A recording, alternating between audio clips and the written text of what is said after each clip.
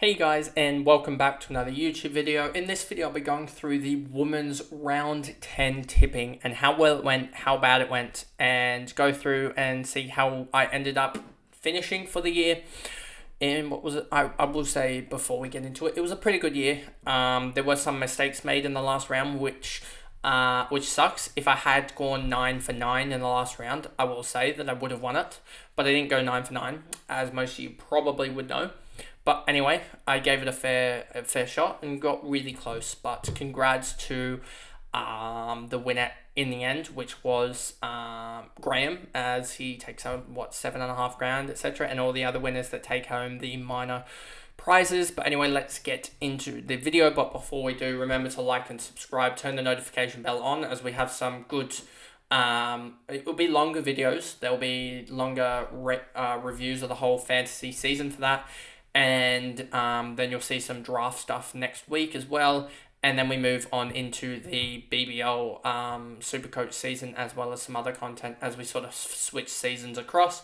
But anyway, let's get into the video. So as you can see here, a little spoiler for the whole thing. I ended up finishing 31st, 67 correct tips and a 115. And as you would have seen me say in the intro, if I had gotten those 3 tips right, as I got a 6 out of 9 for the last round, I would have ended up winning it on total margin, but ended up falling just short. I got some horrific tips wrong in the last round, as some teams just faltered. But anyway, let's go into the tips here. So as you can see, Gold Coast won by 14, had Essendon by 12. So that is a wrongdoing by 26 points. So a bad tip there to start the round. Obviously wasn't margin game, but should have just backed in Gold Coast without Rowbottom, and that would have set up the week. I probably would have been starting the round at around, as it was a 32 to 68% margin tipping wise, so that would have probably set me into about 10th or so place, I reckon, going into the Saturday games, which sort of sucks. North Melbourne I had by 35, as you can see here, won by 46, so I was, 11 points off. Not the worst effort there in a very very dead game, to be honest. Not even interesting, just dead. Knew that was going to be, knew that North Melbourne were going to win. So yeah, it just sort of was about what the margin was. Port against GWS, knew that this was actually the upset of the round as per the tipping, and knew that Port were going to win. Well, had a hunch that Port were going to win in the Phillips send-off game, and they won by 58. So I was 47 points off in that game, even in a win. So yeah, didn't expect them to blow them out that much, but yeah, really happy about that. And just that tip, as it was a really underdog tip. Geelong, I said by 18. I thought Hawks would put up more of a fight, but Geelong ended up to win by 40, which means that I was 22 off there. But just Geelong back to their best. So glad that the Swans are missing them, and more happy that the Swans are playing Gold Coast than Geelong, as I think Gold Coast they could beat potentially in finals, but we'll see what happens there. Then we move on to here with the, no, there's none of that. I just wanted to check that there wasn't a finals tipping for it, as that would defeat the whole intro. Adelaide I had by 51. This was actually a really closer game than what I thought. Obviously, Adelaide won by 26, as you can see there, so I was 25 points off. But fair play to West Coast for putting up 45 on Adelaide. A lot better than what a lot of teams would have done. But I don't know why I didn't think that Adelaide would rest. They rested Hatchard in the end, which sort of stuffed up those trade targets I had on the Thursday or whatever that I uploaded that video.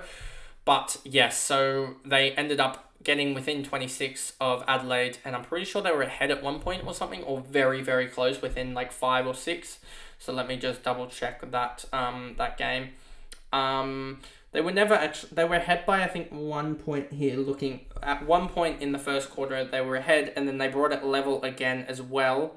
At, I believe, 21 all. But other than that, they sort of fell away in the second half, as they scored 2 goals 6 to well, actually, it wasn't even in the second half. It was just that the second quarter, where it was 2 goals 1 to 6 goals straight. That's the That's what a 23-point margin right there. So that's pretty much the whole game just in the second quarter. But anyway, Adelaide got the job done there. And then in this game basically killed the whole vibe. I thought I was going to finish like top 20 or so potentially with this, but thought Melbourne would win by 23. They lost by 25, so I was 48 points off there. Just a bad game for Melbourne. Should have picked more upsets, to be honest now, as that was a 18 to 82% in Melbourne's favour, that tip. Yeah, surprisingly, obviously the Adelaide game was 98% Adelaide favoured, just looking here. And North were 81 and Geelong were 87. So surprising that North were less favoured in their game against the Bulldogs than Geelong against Hawthorn. Don't know about that one, but anyway.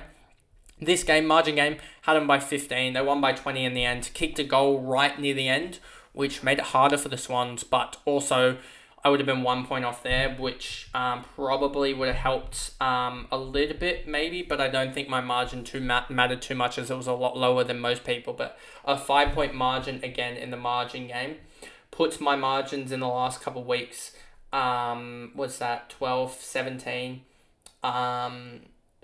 23, 26 in the last, I think, 5 weeks. My margin's only gone up by, which really shows that I was spot on in the margin games.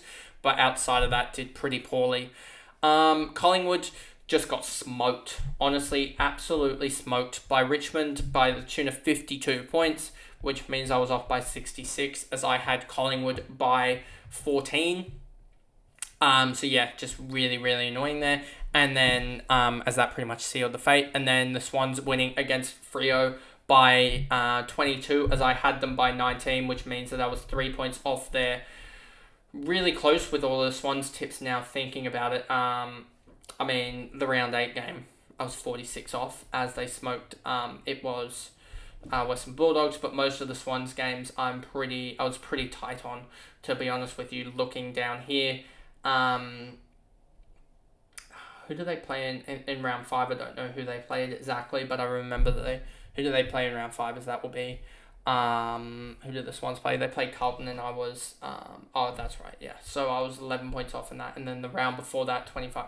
So I was very, very accurate with the Swans, which is something that at least can hold my head held high on as, just fell short in the end.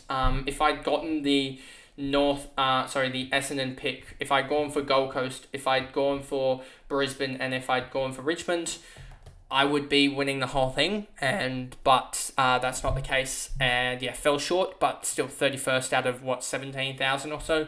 If we look at the least amount of tips, almost 17,000 players. If I'd gotten that right, then would have done really well, but obviously that is not the case. But still 31 out of 16,888 is still a very, very good shot. And to have one of the best margins out of the whole comp here, as you can see, if I scroll down a little bit, I believe that's top 50 or so. If we go here and just go, it looks about 10, 20, 30, yeah, probably top. It was probably, I'd say, top 55, top 60 in terms of margin is really good effort. Don't know how someone got 82, but yeah, to have only, I think, like one guy ahead of me on, in terms of margin, ahead of me also on the total tips was a pretty fair effort. I mean, if you look here, I think there was 2 guys ahead of me. One guy ahead of me on, here. So 2 guys ahead of me in terms of the top 30 odd on margin as well as tips correct. So yeah, really happy about that. Really happy about the year here. Didn't expect to be top 31, but yeah, reiterating congrats to Graham, Barry, Dane, Jordan, and Julia, as I believe top 5 are winners, and to all the round winners throughout the year. Especially, did any of the top guys go big in the last round? Don't think so. A lot of them got 7, 8s and 7s and stuff like that. I don't think many got 9s. But, congrats to all of the winners there. And, that pretty much wraps up the video, I guess. And I guess I will see you guys in tomorrow's big overview of all of the seasons in fantasy, as it'll be the last fantasy video for till probably the new year, to be honest. There may be a draft viewpoint on fantasy output potentials, and going through their senior years, etc. with fantasy output. But other than that, there's not going to be many other fantasy videos. I was going to do a trade one, but I think you've already seen a lot of other accounts do trade videos on that and how they impact fantasy, so I'll probably give that a miss.